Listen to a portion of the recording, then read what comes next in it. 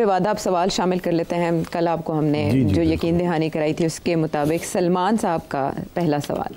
मैंने आपकी रिसेंटली एक बुक पढ़ी है पाकिस्तान अंडर बेनज़ीर भुट्टो वॉल्यूम 1। तो मेरा सवाल ये है कि आप MNS के बारे में कब लिखेंगे? वो भी 3 दफ़ा के प्राइम मिनिस्टर है और आपकी बुक पढ़ के मुझे अंदाज़ा हुआ कि आप काफ़ी क्रिटिक हैं MNS के, और मुझे खुशी भी हुई कि आपने एक ओपनली एक चीज़ जो है उसको मान लिया कि आपने इंटरफ सेटअप में जो एहतसाब का कलमदान आपको मिला था वो आपका एक रिग्रेट है, आपने लिखा हुआ है बुक। सो ये बताएं कि आप नवाज शरीफ के जो अदवार हैं उसको नई कलम बंद करेंगे?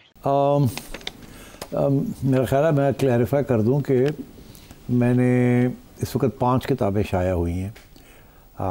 उसमें से पहली किताब है बेनज़ीर भुट्टो साहिबा का दौर 1988 से लेके 1990 तक, ये वाली ट्रोइका। दूसरी किताब है नवाज शरीफ का दौर 1990 to 1993, ये भी शाया हो चुकी। तीसरी है बेनज़ीर भुट्टो साहिबा की वापसी और 1993 to 96, एंड देन लास्ट है 1990 नवाज शरीफ साहब की 1997 to 1999 कारगिल वाली। और उसके बाद फिर एक 5वीं है, बीच में मैं मुशर्रफ साहब का दौर जो है वो गोल करके हूँ और उसके ऊपर काम हो रहा है, इंशाल्लाह वो भी शाया हो जाएगी इन द नेक्स्ट 3 months। मगर 5वीं आखिरी किताब जो है वो इमरान खान, आपके प्यारे इमरान खान साहब के ऊपर सेम पेज, वो भी शाया हो गई। वो इनफैक्ट वो वाहिद किताब है जो उर्दू और अंग्रेज़ी दोनों में है, ये वाली जिसकी तस्वीर आपके सामने आ रही, सेम पेज टूट गया। अच्छा, ये भी आपको बता दूं कि इस किताब के बाद मैंने लिखना बंद कर दिया, कलम तोड़ के फेंक दिया। मैंने कहा बहुत हो गया, अब सारी बातें पुरानी दोहराने की फ़ायदा कोई नहीं।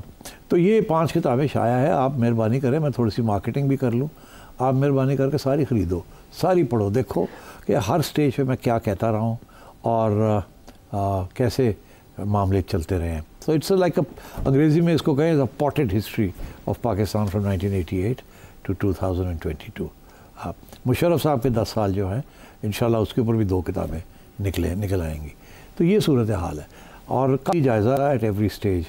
तो आप ये कह सकते हैं कि हर एक को मैंने नाराज़ किया है, किसी को मतलब ओवरवेलमिंग सपोर्ट नहीं दी, मगर फिर भी उसके बावजूद I am still in the game. मैं समझता हूँ कि गेम चलनी चाहिए। मैं समझता हूँ जैसे भी है, जैसी भी जमहूरियत है, जैसे भी हमारे कानून है, हमें इस मुल्क को चलाना है और एक आईन ही है जिसको हमने साथ लेके चलना है। ठीक है, यानी कलम तोड़ दिया लेकिन टाइपिंग जारी लिख रहे हैं। अली कराची से। सेठी साहब, कहा जा रहा है कि PTI को मैनेज कर लिया गया है, दलिया को मैनेज कर लिया गया है, सारे इदारों को मैनेज कर लिया गया है। 1947 से हम अब तक मैनेजमेंट करते आ रहे हैं और हर किसी को मैनेज कर देते हैं। हम मोहतरमा फातिमा जिन्ना को मैनेज करते हैं, हम जुल्फ़िकार भुट्टो को मैनेज करते हैं, हम नवाज शरीफ को मैनेज करते हैं, हम बहुत सारी और पार्टियों को भी मैनेज कर चुके हैं। इसके अलावा हमारे पास जितने भी रेजिस्टेंस ग्रुप हैं जो कि रियासत के खिलाफ हैं, उनको भी मैनेज करते हुए आ रहे हैं। अनफॉर्चुनेटली एक भी प्रॉब्लम आज तक हम सॉर्ट आउट नहीं कर सके हैं। तो PTI को जो मैनेज कर लिया गया है या ओवरसीज़ पाकिस्तानियों को जो मैनेज कर लिया गया है, ये कब तक चलेगा? क्योंकि हमने कहा था कि हमने दहशतगर्दी की कमर तोड़ दी। अब वो टूटी हुई कमर की सर्जरी करा के दोबारा से खड़े होना शुरू हो गए और आपने देखा कि कितनी ज़बरदस्त दहशतगर्दी हुई है पाकिस्तान के अंदर पिछले दिनों। तो ये PTI को जो मैनेज कर लिया गया है, ये मैनेज वाकई कर लिया गया है या इसी किस्म का कोई मसला है? जी, बड़ा अच्छा सवाल है। इससे कोई शक नहीं है कि 75 साल हो गए हम मैनेज ही करते आ रहे हैं और वो मैनेजमेंट जो है वो हर 10 साल के बाद ब्रेक डाउन हो जाती है, फिर नई मैनेजमेंट आ जाती है, फिर आप 10 साल के बाद वो ब्रेक डाउन कर जाती है, फिर नई मैनेजमेंट आ जाती है। तो अगर आप तारीख़ का रिकॉर्ड देखें तो इसका ये मतलब है कि ये इस वक्त जो मैनेजमेंट हो रही है PTI की, ये भी ब्रेक डाउन कर जाएगी किसी न किसी स्टेज पे और फिर पहिया जो है उसको फिर रीडिस्कवर किया जाएगा। मतलब ये है कि घूम फिर के खोता उत्थे ही आ खलोंदा, फिर मैनेज करता है, फिर उत्थे खलो के आ जाता है और एवरी टाइम वो वहीं आता है। तो उस वक्त और हालात ख़राब बिगड़ गए होते हैं। सो प्रॉब्लम यही आ रही है कि देखिए ना, नेक्स्ट डोर इंडिया में ऐसे नहीं है, उन्होंने नहीं ये किया मैनेजमेंट का प्रॉब्लम। उन्होंने पहले दिन से ही ऐसा सिस्टम बनाया जिसके अंदर ही मैनेजमेंट के सारे रास्ते हैं, रुकावटें भी हैं और सॉल्यूशंस भी हैं, और वो है आइन के मुताबिक चलते हैं और एक फ्री एंड फेयर इलेक्शन कराते हैं और उसके बाद लड़ाई झगड़े फ़ौज के साथ नहीं करते और फ़ौज ओबे करती। और सियासतदान एटलीस्ट इस चीज़ के ऊपर यूनिटी है कि अगर आपस में लड़ाई करनी है तो फ़ौज के पास नहीं जाएंगे कि आप जज बन जाएं, आप न्यूट्रल एम्पायर बन जाएं। वहाँ ये इत्तेफाक है।